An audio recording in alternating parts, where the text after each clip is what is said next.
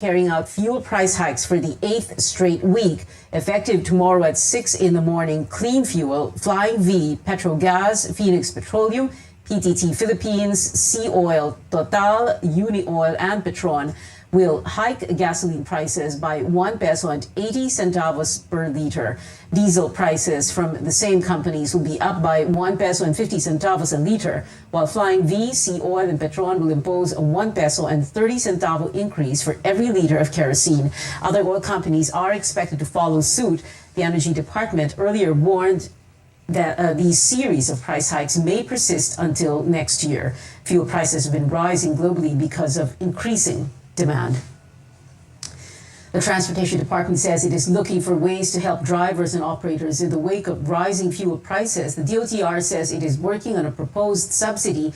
The agency is coordinating with the Energy Department on a uniform discount in gas stations for public utility vehicles, especially jeepneys. We have yet to receive a statement from the trade industry on how the recent hikes are affecting prices of basic goods. Well, western portions of Metro Manila will go waterless for almost 4 days next week because of flood control projects. On your screens are the affected areas, including parts of Las Piñas, Makati, Manila, Parañaque, Pasay, Bacoor, Cavite City, Imus, as well as some towns in Cavite Province. Or some other towns in Cavite Province.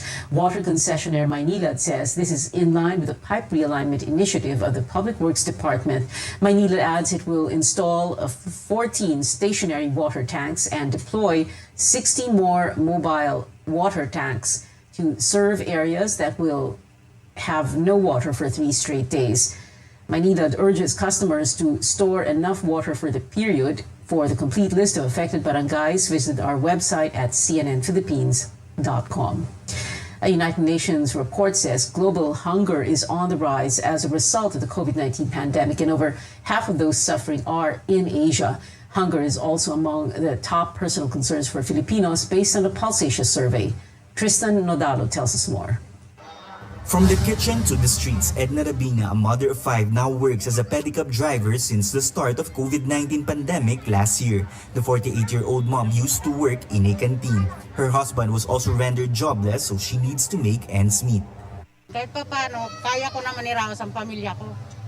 Tsaka ang hirap ng buhay ngayon, sir, ang hirap ng walang pasahero. Inaabot kami ng gabi dito para lang makabili ng pagkain eh. Makabili ng itlog at saka tuyo, okay na po eh. Hindi kami makabili ng baboy, hindi kami makabili. Yun lang po kaya namin bilhin eh.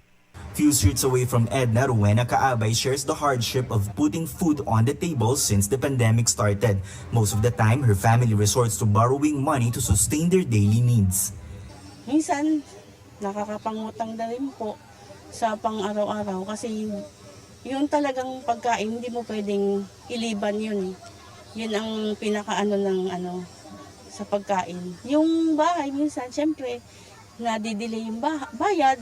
Like Edna and Rowena, most Filipinos believe that having enough food every day is among the top personal concerns in a recent Pulse Asia survey. It ranked 3rd after staying healthy and having job security.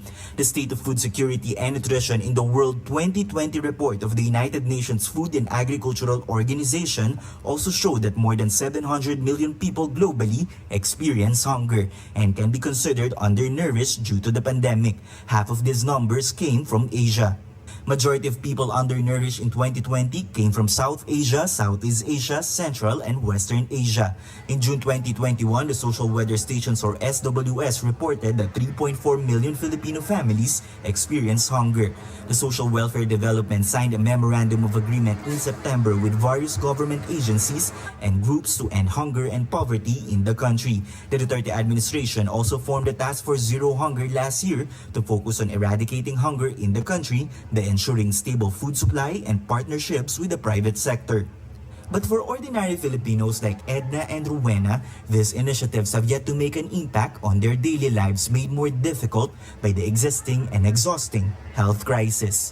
Tristan Nodalo, CNN Philippines.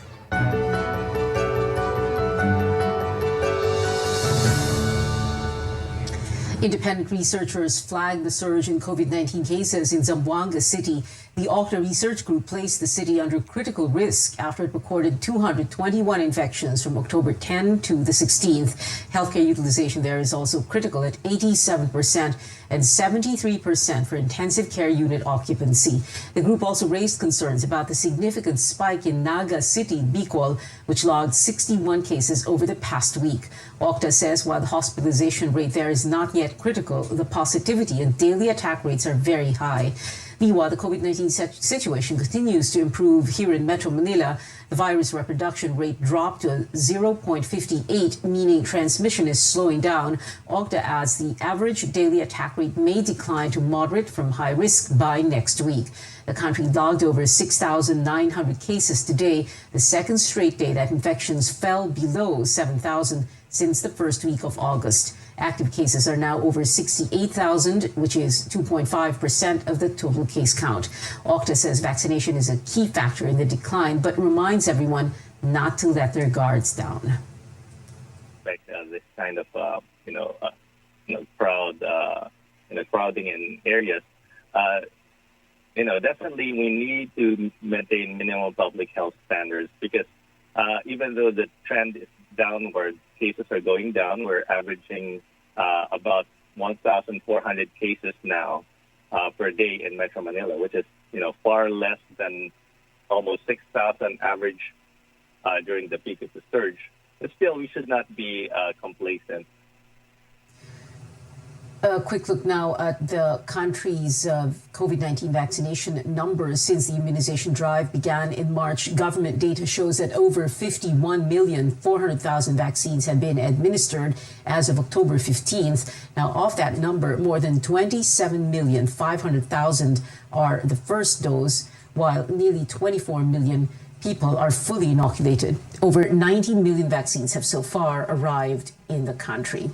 Now, vaccine manufacturers need to apply to amend their emergency use authorization to include a third COVID-19 dose. The country will follow a World Health Organization recommendation to give a third shot to senior citizens and immunocompromised people who received Sinovac and Sinopharm vaccines. But the health department says this cannot be done without amendments to the current EUA. Sinasabi ng ebidensya at mga eksperto, ang mga immunocompromised individuals, for example, cannot mount that appropriate immune response to just these 2 doses. Kaya kailangan pa ng isang dose para makumpleto at mas maproteksyonan sila at maboost ang kanilang immune system. The DOH adds the third dose is not considered a booster shot and will be treated as part of the primary care series. Coming up, with many Filipinos abroad not yet registered to vote, will COMELEC calls to extend the registration period. And a former party list lawmaker and human rights lawyer is gunning for a Senate seat. His third try. We get up close with Nery Colmenares later on in the program. Stay tuned. We'll be right back.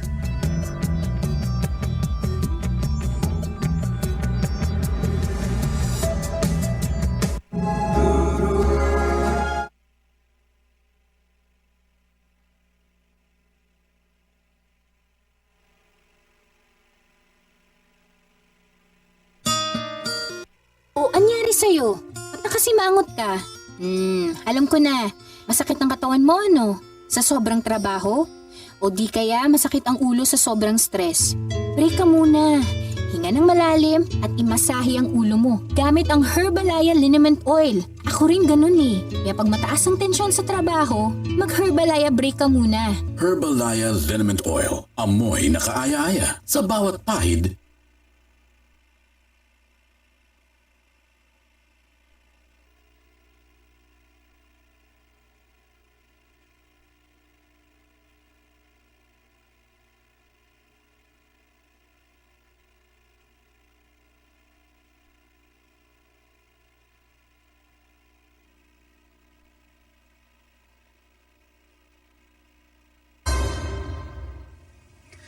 Welcome back to Newsnight, where we go above and beyond the headlines. One lawmaker pleading with the Commission on Elections over demands to reopen voter registration for Filipinos abroad. The poll body gave a 2-week extension for overseas voters to register before Philippine embassies and consular offices, which lapsed on October 14th. In Dubai, at least one voter had to wait 9 hours to complete the process.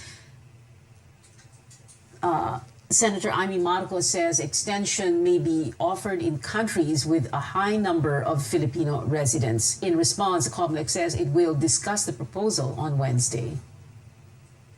Kung kaya pa namin i-stretch yung sa OFO. Stretch na po siya, pero i-try pa din namin. Magandang idea yun, Honors, na we will cater doon lang sa parang NCR nila, yung pinakamaraming hindi pa nakapag-raise po.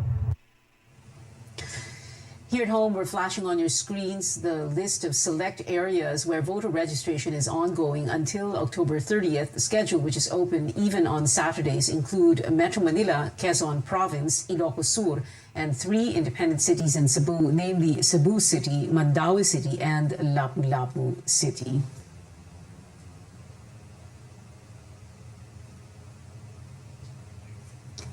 Former Solicitor General Florin Hilbay has resigned from Acción Democrático, the political party that supported his senatorial bid in 2019. Hilbay thanks the party for all the support given him in the last election and assures them of his respect for choosing to endorse Isko Moreno, the mayor of Manila. Hilbay explains he left because he is supporting Vice President Leni Robredo's presidential bid. Hilbay believes Robredo understands the threat posed by the Marcoses. She will hold President Duterte and cronies accountable for their alleged crimes, and he says she will stand up to China on the West Philippine Sea dispute. Meantime, Acción Democrática admits that while they lost a good number, or it lost a good member in Hilbay, they gained thousands more members to contest in the 2022 elections.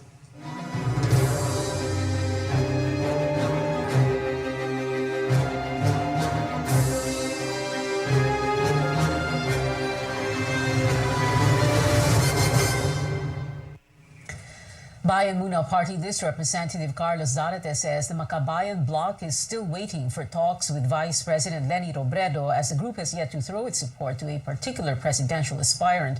Zarate says the Makabayan bloc's processes should be respected as he denied former Senator Antonio Trillanes' claim that the group does not support Robredo's bid. He says all groups under the Makabayan coalition should be consulted before it decides on who to support in the upcoming polls. Zarate adds the coalition is also in talks with Senator Manny Pacquiao and Manila Mayor Isko Moreno, who are also both running for president.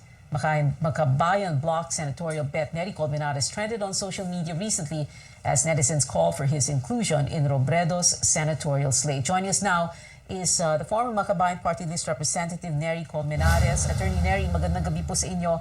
So parang there are two issues here, yung ang inclusion or non-inclusion po ninyo so far sa slate ni Vice President Leni Robredo at ni Senator Kiko Pangilinan, senatorial slate by the way, and the non-declaration or ang Makabayan hindi pa rin pumipili na kung sino ang kanilang or inyong presidential bet. But let's first begin with this, sir, yung unang issue doon. First, for some reason, kumbaga para bang people don't want the left to forget its past, no? So we've seen several of Leni Robredo's supporters point out on social media that in 1986, for example, nag-boycott pa kayo ng eleksyon. Hindi po kayo sumama doon sa opposition that had the unified slate of Cory Aquino and Doy Laurel as president and VP. And then in 2016, nakipag-alyansa daw po kayo with President Duterte, with several joining his cabinet. Tapos ngayon, para bang out in the cold na naman kayo daw, no? What's going on, no? Bakit parang inuungkat po ito? Bakit nilalabas na naman ito? What's going on in the forces that are supposed to be arrayed against the Duterte and Marcos, the possible Duterte and Marcos team up? Yes, well, actually, yung 2016, it's been dredged up again. But I'd like to express assured yan talaga. We supported Grace Poe until the very end. So, klaro yan sa amin. No? So, sa akin, hindi dapat iungkatin yan. Pero sige, kung ungkatin man yan, ito ang issue ngayon. We are going to unite sana to oppose the return of the Marcoses and of course President Duterte in Malacanang. It is clear naman, Pia, that we are the part of the opposition. So I hope na makilala naman ng lahat yan. Marami kaming mga activists and human rights defenders na namatay under President Duterte precisely because he considers us as an opposition, a part of the opposition, at very scathing talaga yung attacks namin sa kanya, and is intolerant of dissent. We know that. So I'm not saying that the other political parties did not suffer death or may mga arrested din sila o posible may mga patay na rin sila. But I'm saying na we are genuinely opposing President Duterte. We did not support President Duterte in 2016. In fact, that is already clear para sa amin. No? If you look at the meeting, the Avance of Makabayan in 2016, we said there, right there sa last speech of the election, ano ang gusto nyo? Kamay na bakal or presidenteng may puso? Klaro talaga yung aming decision doon. Now, the fact that some members of Makabayan campaigned for President Duterte should not sana render the entire Makabayan process as parang nag-Duterte na kami. The fact that certain liberal parties, for example, supported Duterte, I wouldn't go to the lengths of saying that Liberal Party went for President Duterte. So sa akin, ganun yung context sana dyan na titingnan ng lahat.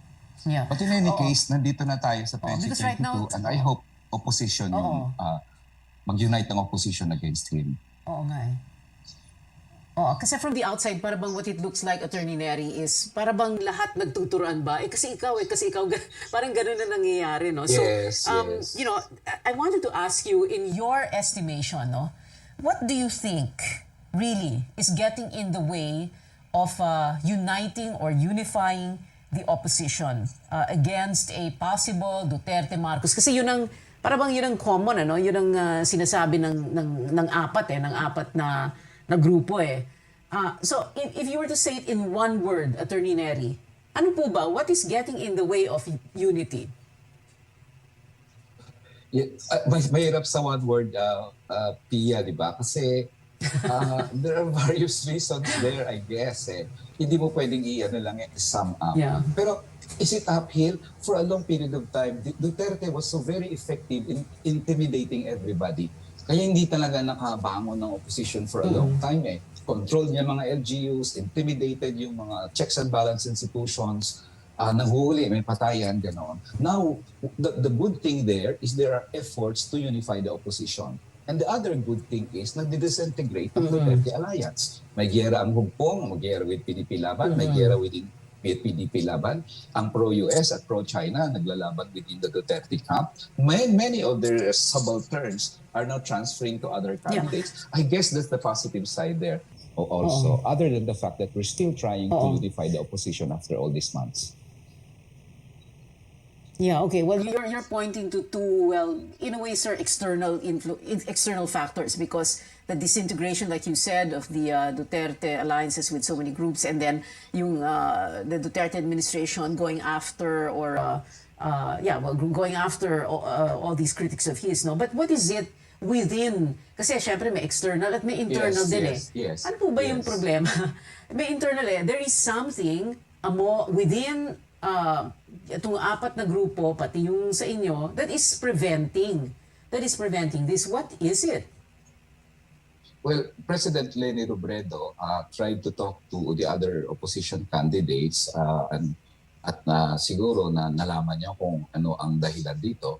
Para sa akin talaga yung mayroong sigurong dahil walang history ng cooperation, yung all the opposition, all those candidates running against the Duterte candidate, siyempre there is the need to magpakilanlanan sila, and I hope magkakaroon ng trust basis din among themselves. Now, mga supporters, I mean, you cannot control your supporters, but ang palagi kong sinasabi, ang mga candidates themselves, they should not be swayed by the voices sa social media. If they want to unite, they should do that. Is that possible still? Well, it's more difficult now. Nagsasagutan na yung mga presidential candidates. But I would like to think na sana somewhere along the way, they will realize that only one of them can win. And only one of them can if therefore, they should support the other who can win, ba? Duterte will be very vindictive if he wins. He will go after all opposition candidates na lumaban sa kanya if he returns to Malacanang.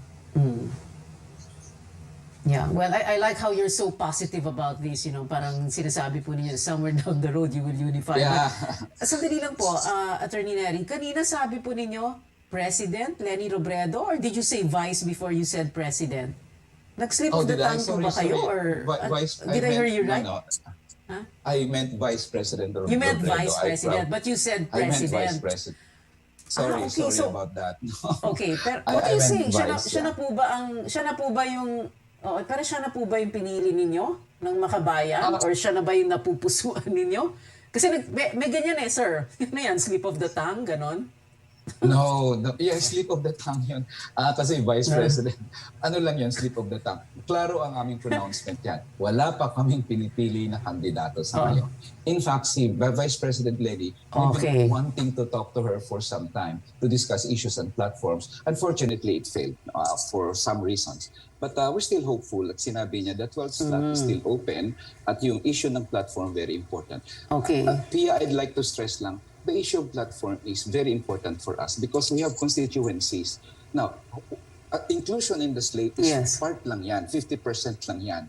But it's not merely what is in it for me. It is also what is in it for the people. Yeah. So we need to go to our members and say, well, this candidate believes in land reform or believes against contractualization siya or whatever. And it's very important, crucial sa amin yung ganong discussion. And because we have not talked with the Vice President, hindi kami makadecided sa ngayon. Okay. So inclusion in the slate, let's leave it for a little later in the show. No? But I wanted to ask about itong, yung sinasabi po yun, you have to go back to your people and explain kung ano ba yung platform nito, ganito, ganyan. No? So ang isang issue dito is yung mga makakasama mo sa slate. Meron po ba kayong ayaw makasama sa slate? Na para bang, as far as you're concerned, non-negotiable, I'm not gonna take it kung kasama ito si so or so and so sa slate. Pero po ba kayong ganon or you're not going to be choosy? In the first place, when Vice President Robredo excluded me from her announced slate, my position and our position has been, it's her prerogative. It's the prerogative of the presidential candidate to choose their senator. I don't think it's in my place to tell her what to do, di ba? So maybe I could agree or disagree with some of the slate, but in the end, it's her choice. So I don't think I will intervene doon sa kanyang slate and tell her. Now, supporters and other allies and so on of President Leni Robredo, of course, they have all the right to speak. But me, I would be presumptuous probably to say na, oy, pag mapili ako dyan, ayoko ng ganyan. Secondly, and more importantly, dapat ang stress na natin dito, unification of the opposition. Hindi pwedeng magtirahan na, ayoko niyan. It will create more dissension. Tatawanan tayo ni Duterte at ni Marcos dito So para sa akin, mas yun ang focus siguro. And let the president or the presidential candidate, whoever, Isko and Senator Manny and Leni, to decide kung sinong senatorial candidates nila. Prerogative nila yan. And I don't think I will say that to Leni Robredo about her slate. Okay, marami pa po tayong tanong para sa inyo, Attorney Nery Colmenares, senatorial aspirant. We're going to get to that in just a bit so that we can find out more about your views and plans should you win a seat. And also, later on in the show, in music, Tony Bennett's new album, making for another achievement for this 95-year-old jazz icon. Details when we come back.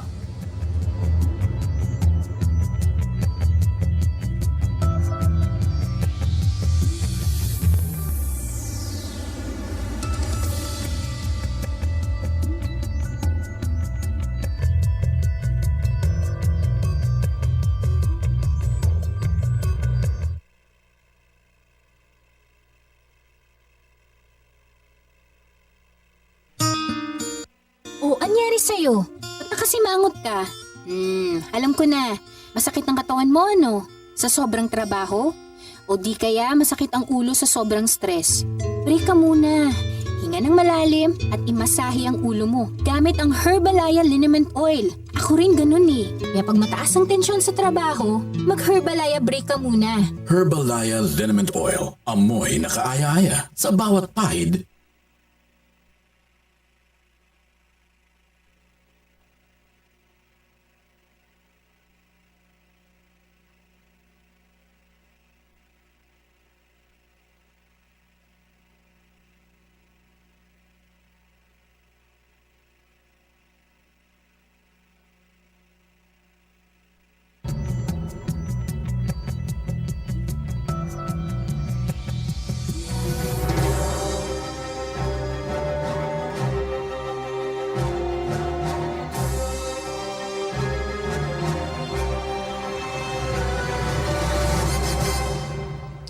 Welcome back to CNN Philippines. Still with us is Makabayan senatorial aspirant Neri Colmenares. Attorney Neri, there are a few candidates on the slate of VP Leni Robredo who have, to say it very mildly, have reservations about you. What do you think of that? For example, Sani Trillanes. Well, when we were informed by the camp of Vice President Leni Robredo about more than 2 weeks ago that there were objections, and we were informed it was Senator Trillanes. I didn't raise it. We didn't raise it anytime. Even after her exclusion of me in her announcement 2-3 days ago, when I said, it's her prerogative, I didn't mention about the objections because I had no intention, really, Pia, of diverting the issue towards that. Anybody in the senatorial slate probably would have all the right to say no or yes to that one, and it's up for the Vice President to decide. Now, so sa akin, ang unity ng opposition is more important now, and that is the prerogative of the Vice President again, if she listens to the part of her senatorial slate or not. If she listens, then again, wala naman akong magawa doon, di ba? But if she believes in that the Makabayan can help, our national machinery can help, our 3.5 million voter base can help, our poll watchers can help, our social media warriors can help, then so be it. Then we will be very happy. What is clear, we want to defeat Duterte and Marcos here. So whether we're part of any slate or not, we will pursue this endeavor to make sure that they are not in Malacanang in 2022. So you're willing to set aside all these differences. I mean, I can't help but say, it sounds so refreshing. It sounds so strange to hear you talk this way. Although you've always had this very malumanay tone of voice. Yeah, I'd like to add there, Pia, this election is really very different from the other elections. This is ako survival na ito nating lahat ang naka-at-stake dito. We cannot have another 6 years of this kind of COVID response. We cannot have another 6 years of pinamimigay ang ating mga yamang dagat sa China. We cannot have that. So this is the survival at stake. So iba ang requirements sa lahat ngayon. At sinasabi ko sa mga kasama namin na kahit we can demand from the candidates to unite, but we must also show among ourselves that we unite. How can we unite the candidates if we show among ourselves that we don't unite, diba? So we don't have the moral authority to impose on them the unities if we ourselves cannot have unity. So I'd like to focus on that because Duterte will probably win if we continue bickering at each other. So I'm not, call me eternal optimist, but I think there will still be the chance that people will realize that this is survival of the Filipino people is at stake, and we will unite no matter what because we want to defeat Duterte and Marcos in 2022. Yes. Okay, well, Attorney Neri, you mentioned the pandemic and China, for example. I have a question about this health crisis. Now, if you were to have a say, let's say there is the president who is elected is on your side and you get elected to the Senate, how would you want to have the health crisis managed differently? I know you are a lawyer and you can out-talk anyone, but there, baka you can summarize that. Free healthcare, very important. Kaya ng gobyerno ba tustusan ang libreng gamot at libreng paggamot? I believe so. Kung kaya natin mangako ng free tuition, we can do free healthcare sa lahat without any qualms. Pag pumunta ka sa ospital, libre hospitalisasyon, libre konsultasyon, libre operasyon. And we can do that. Secondly, ang COVID response natin must not only be vaccine-centered. It must also focus on contact tracing. It must also focus on mass testing. Because unless we do these things, hindi paulit-ulit lang yung COVID, di ba? So, bakuna is very important, very good, but we also need these other aspects ng COVID response, which Duterte is not doing. And I don't believe in the loan-generated kind of COVID response ng utang na hindi naman ang mamamayang Pilipino magbabayad dyan. He's borrowed 2.6 trillion last year, he's going to borrow 3 trillion last year. Saan napunta yung perang yon? Maraming hindi nakatanggap ng ayuda. So, yung ayuda would be very important din. Sorry, lawyer of me to talk longer than I should. Yes. I know.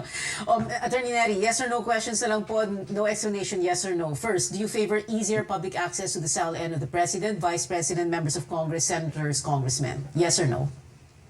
Yes, access dapat sa public. Makabayan has always issued our SAL-Ns publicly. Okay. Okay, sir, wala na pong explanation. Do you support lifting foreign ownership limits in the Constitution? Yes or no? I think I know what you're going to say.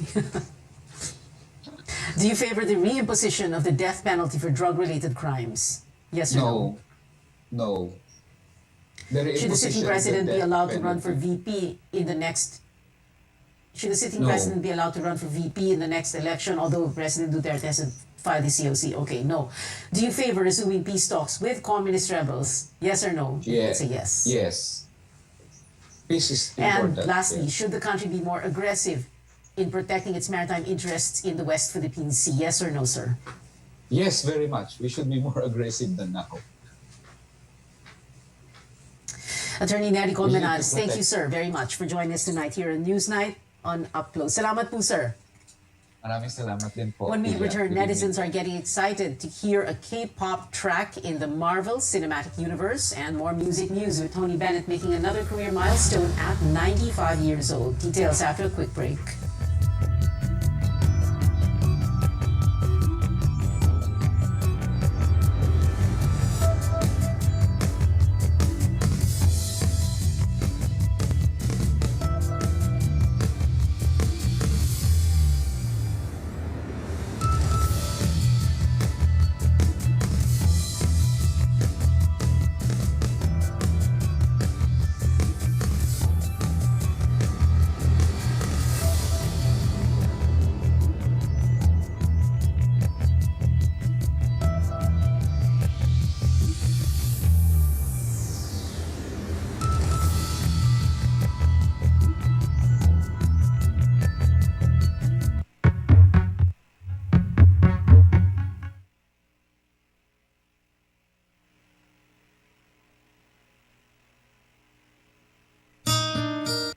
O, anyari sa'yo?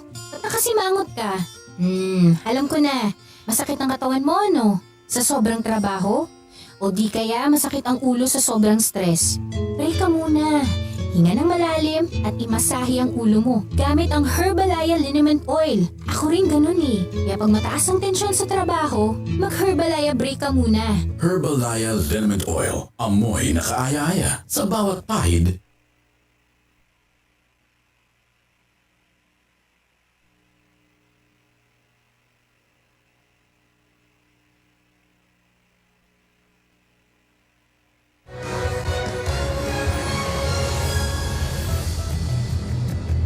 You're watching Newsnight. I'm Pia Ontiveros. A diversified conglomerate is keeping its promise to help uplift communities by providing livelihood. A new market and free fishing boats are just some projects that San Miguel Corporation conducted or brought to a community in Sariaya, Quezon. Here's Paige Javier. Getting a good catch also meant breaking the bank for some fishermen living at the San Miguel Christian Galleta homes in Sariaya, Quezon. That's because they do not have their own boats, leaving them no choice but to either borrow boats or join other trips. This will now be a thing of the past for these fishermen, following the donation of 18 boats by the San Miguel Corporation. Yung first batch po ay 36 na bangka na i-donate natin sa 69 na mangingisda dito sa Sariaya. Ngayon po ay iba naman ang ating i-donatan, yung isang korporasyon na mag-manage po ng ating San Miguel Market para maisigurado po yung tuloy-tuloy na supply ng isda doon sa ating San Miguel Market. One beneficiary says the new boats will help them cut costs and ensure exclusivity of their catch. Napakalaki po ma'am na tulong sa amin yan dahil unang-una hindi na namin bibilihin yan. Binigay na sa amin ng libre yan kaya napakalaking pasasalamat po namin dahil yung pamumuhay po ng bawat isa na mamibigyan yan ay napakalaking tulong.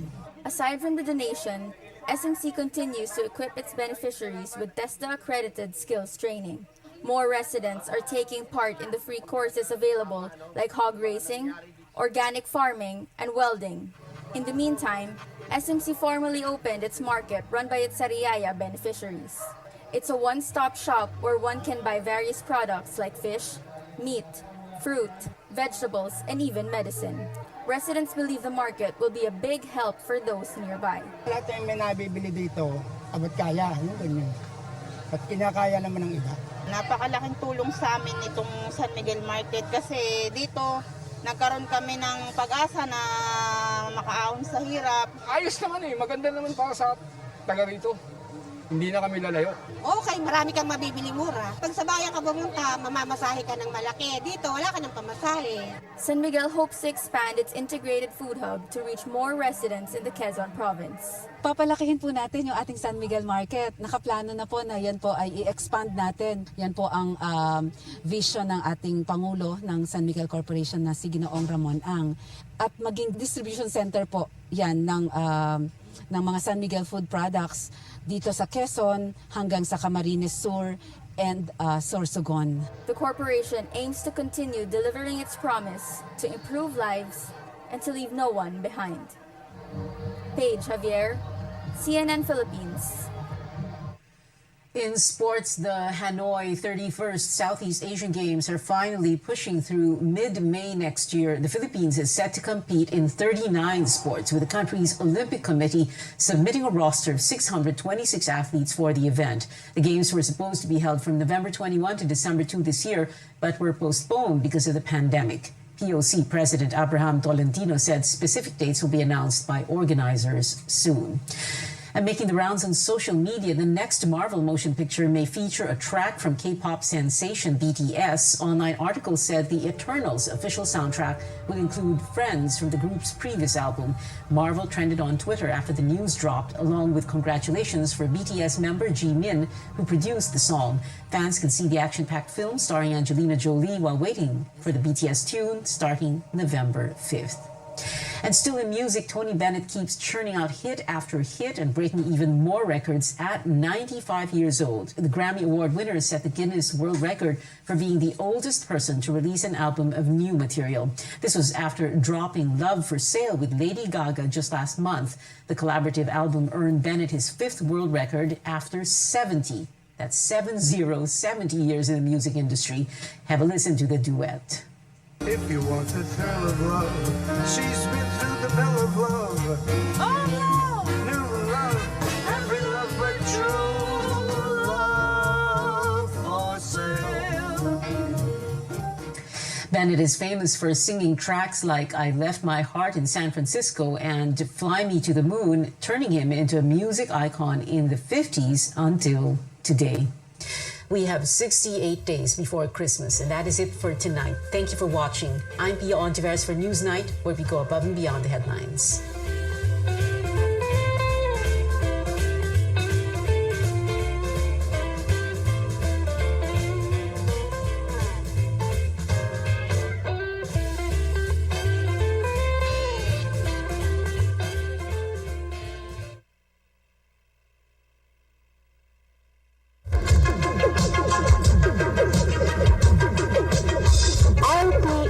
Radio Philippines Network Incorporated, DXKO.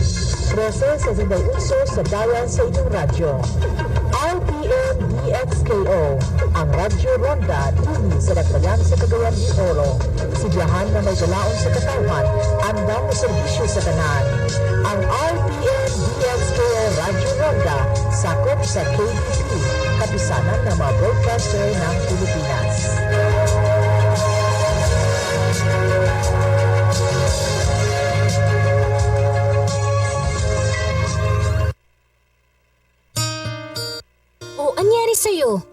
kasi mangot ka? Alam ko na. Masakit ang katawan mo ano? Sa sobrang trabaho? O di kaya masakit ang ulo sa sobrang stress? Break ka muna. Hinga ng malalim at imasahe ang ulo mo gamit ang Herbalaya Liniment Oil. Ako rin ganun eh. Kaya pag mataas ang tensyon sa trabaho, mag-Herbalaya break ka muna. Herbalaya Liniment Oil. Amoy na kaaya-aya sa bawat pahid.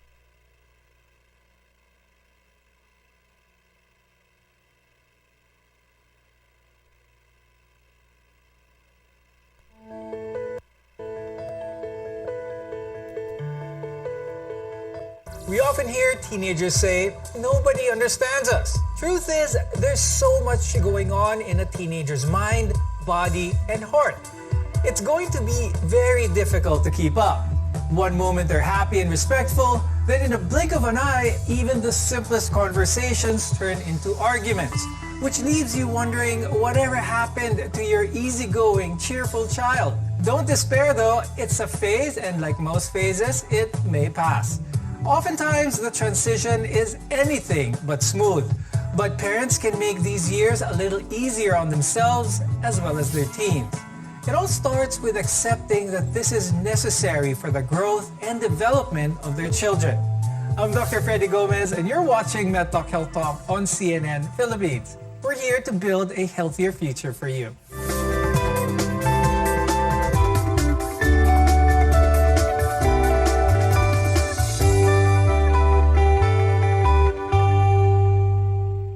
Teenage angst is part of growing up, but with the pandemic, it can only be harder on teens, their friends, and family members. To help us with today's discussion, let's welcome Dr. Margaret May Maanyo. She's an adolescent medicine specialist at the UP Philippine General Hospital and Medical Center, Manila.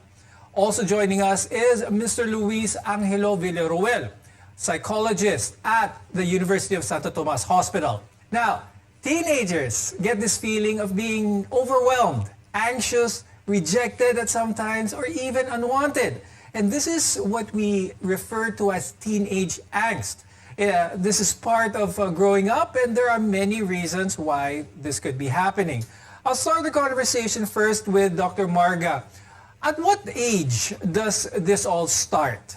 So this popularized term refers to a common phase throughout teenage years, particularly from 13 years old to 19 years old, characterized by your anxiety, and inner and outer conflict. Now, almost all teens go through this, the rebellious phase, the need for independence and separate identity. And this is linked to changes in the brain that will eventually help them become analytical adults. Now, Luis, how would someone know? How would a parent know if this is what's happening to their adolescent is normal, if it's just a phase, or simply inappropriate behavior? So this is the stage in their life where they are fighting between identity and role confusion. No? So their crisis talaga stems from the question, who am I? And what do I want to become? What do I want to be in this circle or in this society? No? So it's really them trying to find their place alongside pa with the exact timing of puberty and hormonal changes, growth, and all these things. No? What are some normal or typical behaviors ba kasi, no? Well, we can expect them to be a little more reckless or risky when it comes to making decisions, no? Not necessarily looking at the far end of consequences, but rather they use their emotions. This is a very emotional phase for them, no? And they try to find out where do they belong ba in this society. The parents are the most important role models which these teenagers can have, but sometimes their angsty behavior, the angsty behavior of their child can be very stressful for the parent. That's why I'd like to ask first, Dr. Marga, how can parents better understand some of the changes that their teenagers are going through? So important for a teenager is, remember, as Dr. Luis said, that they are trying to establish themselves as a separate entity beyond their parents. So allow them some liberties to experiment on their own. Be able to trust them. You can, simulate trust by giving them responsibilities at home. Simply doing something like washing the dishes, taking out the trash. taking your dog or taking the dog out for a bath, feeding the dog, actually bathing the dog is already a good example of your trust that you are expecting them to be part of the family and to do these things. At the same time, always still be there for them. Have time to have quality time, such as eating together. Even if they don't want to join you for family activities, invite them to watch a Netflix series, to watch a movie as a family together. Also, you can also advise them to actually you find good things or nice things to bond with your children. So if your teenager likes to bake or likes to cook, invite them to go cooking with you. If they are fond of animals or their pets, you go with them to have an afternoon walk together. Also, be a listening ear. An ear that actually hears what the teacher is saying. Your teenager would not appreciate you solving the problem for them, but they would really appreciate you to hear them out. At the same time, you offer advice when they ask for it. Now, aside from brain development and maybe the lack of sleep, teens also go through a lot of physical changes because adolescence is a time for growth spurts as well as puberty. And mood changes, energy level variations, these are all normal parts of this stage. Dr. Marga, how can one support a teenage boy or girl during this very tumultuous time? Nice question. But it is true that teenagers, especially those in the early teenage years, they are really concerned about their body image. So like that. So actually a good term will be for teenagers, it's notorious to be the awkward years. Diba? So ang term na I remember from the movie Princess Diaries is when I'm waiting for normal body parts to come out. So basically that's how their teenage feels, and everything is really awkward. That's why we have to help them feel good about themselves. So simple tips would be to focus on helping your body feel good. Example, if you have a pimple, you treat the pimple. Put a cream, put a pimple patch. If you do not feel good about your hair, you can try different styles, try to gel it, try to color it, anything that will make your hair feel more acceptable for you. And if you feel that your body is not fit enough, do physical activity, some exercise, some sports. This is always a good place to start. So doing things that will make you feel better about your body, it will be good during these times. Okay. Especially when these are times when teenagers start to express themselves by doing different hairstyles, doing different hair color. Some even do ear piercing as a way of expressing themselves. So allow them these liberties to make their bodies more feel comfortable about themselves. So boosting up their confidence in their body will also boost up their self-esteem. When we return, we'll talk about the most common behaviors of teens, why they do it, and when it should be a cause of concern. We're in connection to healthcare. You're watching MedTalk Health Talk on CNN Philippines.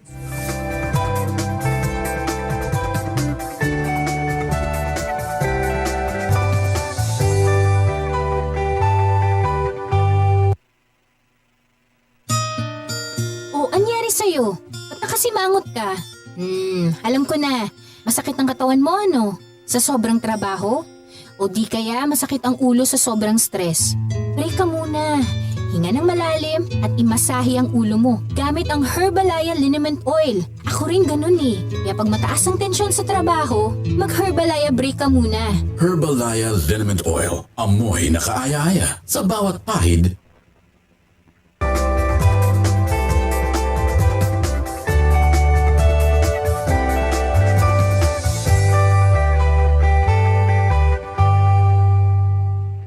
Some rebellious, irritable, and anxious behavior is a normal and healthy part of being a teenager. When shifts in their personality are more extreme, they can be a sign of a more serious mental health issue. I'm Dr. Freddy Gomez, and you're watching MedTalk Health Talk on CNN Philippines. We're together in health. More often than not, teens would test your boundaries. They'd argue, withdraw, or keep to themselves. It's an awkward phase and changes are happening. So, to the parents, try to understand them. Now, Luis, what are the more common behaviors seen in teens, or especially teens with angst? One thing that we tell people talaga is that anyone can experience anxiety. Anyone can experience these kinds of bouts. So this includes also teens, right? And it does not need to be a diagnosed disorder at all, no? They could just be experiencing these anxieties. So, ano ba yung ginagawa nila pag nakakaranas sila nito? As we said earlier, or what we've been discussing, is that ginagawa nila is pinaprocess nila through emotions, no? While in fact, something that we should be doing is addressing them rationally instead, no? So typically, ang one teen behavior is yung risk-taking behavior or impulsive behavior. Kasi nga, very emotional, very here and now ang dating, not necessarily thinking about the possible long-term effects niyan. I'd like to talk to Dr. Margaret about what Luis mentioned, and those are the risk-taking behaviors sa mga teens. Of course, the parents, this is where they are most concerned about, ano? So let's define what risk-taking behaviors are, how should they be addressed again, and what is their underlying cause kaya for them to reach that level? Dr. Margaret. So what we often term as risk-taking behavior includes actually smoking, including vaping nowadays also. There's also alcoholic drinking. There's also early sexual initiation, sexual behavior like that. Those are examples of your common risky behaviors that we actually put. And also drugs. Those who try drugs should also be included in this list like that. So how do we deal with common risky behaviors? Remember, during the teenage years, this is actually the time where in the experiment, they try new things.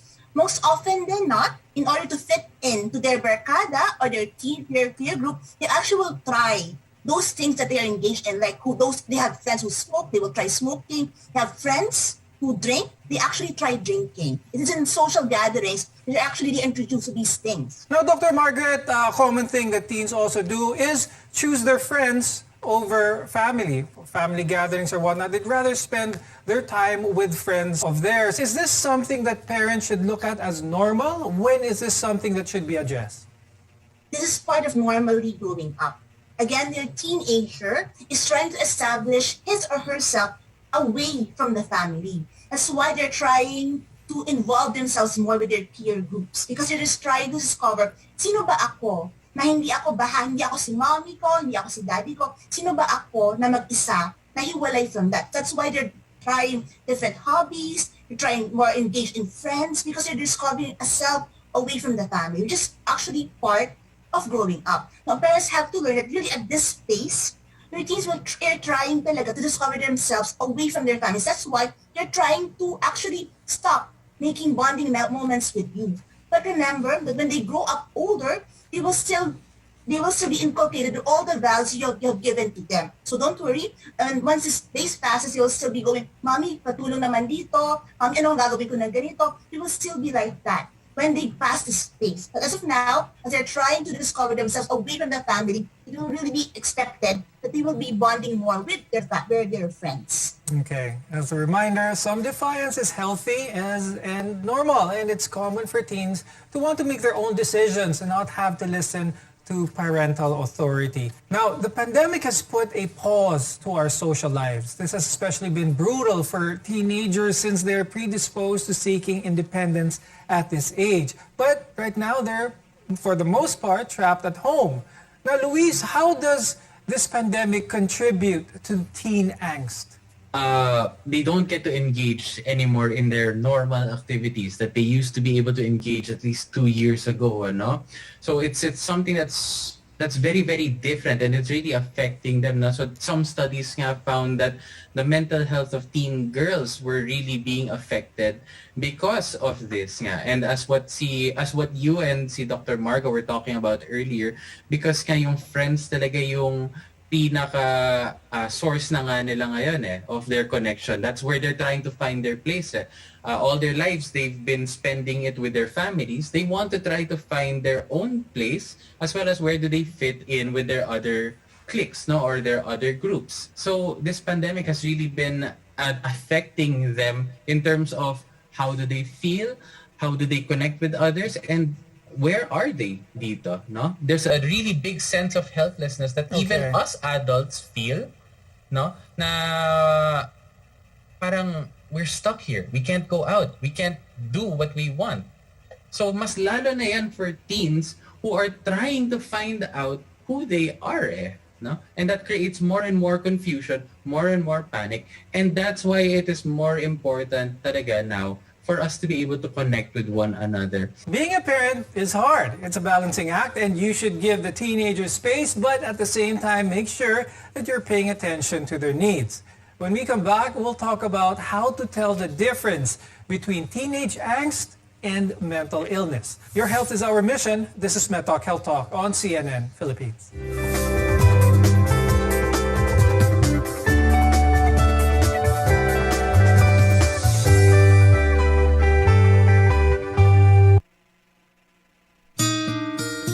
Anyari sa'yo? Ba't nakasimangot ka? Alam ko na. Masakit ang katawan mo, ano? Sa sobrang trabaho? O di kaya masakit ang ulo sa sobrang stress? Break ka muna. Hinga ng malalim at imasahe ang ulo mo gamit ang Herbalaya Liniment Oil. Ako rin ganun eh. Kaya pag mataas ang tensyon sa trabaho, mag-Herbalaya break ka muna. Herbalaya Liniment Oil. Amoy na kaaya-aya sa bawat pahid.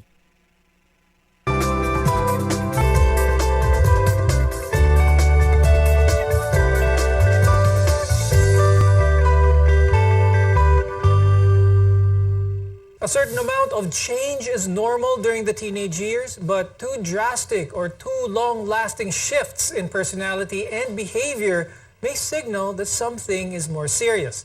I'm Dr. Freddy Gomez, and you're watching MedTalk Health Talk on CNN Philippines, where your care always comes first. It's normal for teens to be down and out of sorts for a couple of days. But if you see a significant behavioral or mood change that lasts for more than 2 weeks, it can mean that something else is going on. Now, Luis, let's identify first some of the warning signs of mental illness. So definitely one of the things that we always look at if for signs of mental illness is what we call marked or significant impairment. No? Meron bang apektado ba yung functioning nila? So you have to look at it in different areas. No? Socially, in their occupation or their school, at home, no, in other areas of functioning, they might be going through something that they do not themselves understand. That's why I'd like to ask Dr. Marga, how can you talk to them? How can you talk to the teens in a way that they feel safe, they don't feel judged in a way, so that the conversation would be very productive? Okay, I think it's always important to make a semblance of a safe environment, like having meal times wherein you regularly talk to everyone of the family, asking them how their day was, how was school, like that. If this is a normal part of your daily routine, so your team will be ready and be willing to share anything that they found troublesome or something that bothered them throughout the day. So basically making this a routine even beforehand would have been made it easier for your teenager. It is a safe place to tell my parents about what's happening to me. So if you have not really established this routine of eating together, you can start now. Because nowadays, with everyone going really busy with the pandemic, still establish a time for eating together so you will have a safe place where your teen can easily converse to you. And it will signal actually to your teenager that you are ready and willing to listen to them for their problems. Now, Dr. Margaret, a lot of these things, of course, a parent will be a parent and try to guide their child as much as possible. But when is it time for the parent to be able to understand that they need more, they need professional help? And what is recommended, what is available here, especially when the parent realizes that their teenager is going through something even more? Nowadays, if you find anything that is difficult to talk to your teen is more moody, they're not doing really well in school, it's important to have them talk to someone. Because nowadays, again, what we said, the incidence of mental illness or mental problems is already increasing. So important is to have your team talk to someone. If you feel that they're not talking to you and you're worried about anything that's going on with them, please have them see as mental health specialists. And with that, we hope you found our discussion today helpful. Thank you very much, adolescent medicine specialist Dr. Margaret May Maanyo and psychologist Luis Angelo Villaruel. Even when you think they don't, your teens need your guidance. When they talk to you, don't offer advice or try to minimize their worries. Sympathize and listen. It may seem like an easy time for them, but it really isn't. Understanding their development can help you support them in becoming responsible, independent adults. The teenage years can be rewarding for both parents as well as teens, so you can either miss out on this opportunity or you can opt to go through the phase together and come out of it better together. We want to be your partner for a lifetime of good health. I'm Dr. Freddy Gomez, and this has been MedTalk Health Talk on CNN Philippines.